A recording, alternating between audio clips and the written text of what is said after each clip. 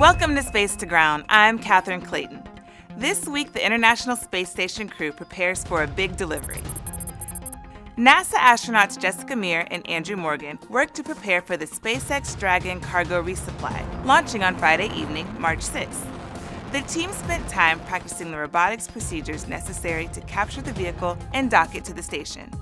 When the SpaceX vehicle arrives, Andrew Morgan will command the Canadarm2 to reach and grapple Dragon, while Jessica Meir monitors the Dragon's approach and rendezvous. The team also spent time spring cleaning around the station to prepare for more than 2 tons of cargo arriving in the Dragon. Thanks to cutting-edge research on Space Station, we are one step closer to manufacturing 3D printed human organs. This week, the crew ran a test print without cells on the TechShot biofabrication facility.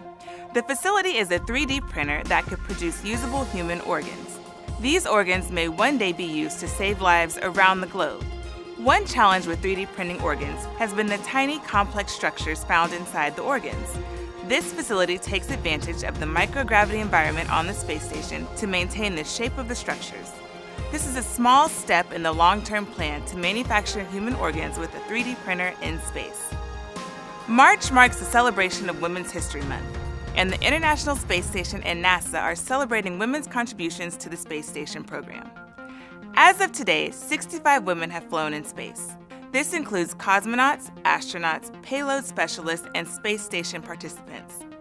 The first woman in space was Russian cosmonaut Valentina Tereshkova in 1963, and the first American woman in space was Sally Ride, who flew aboard the space shuttle STS-7 in 1983.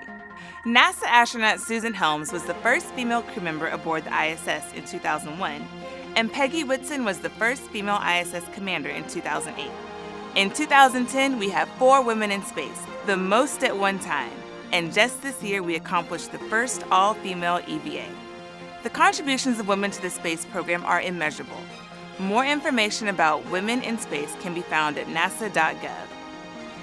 Keep sending in your questions using the hashtag AskNASA, and we'll see you next week.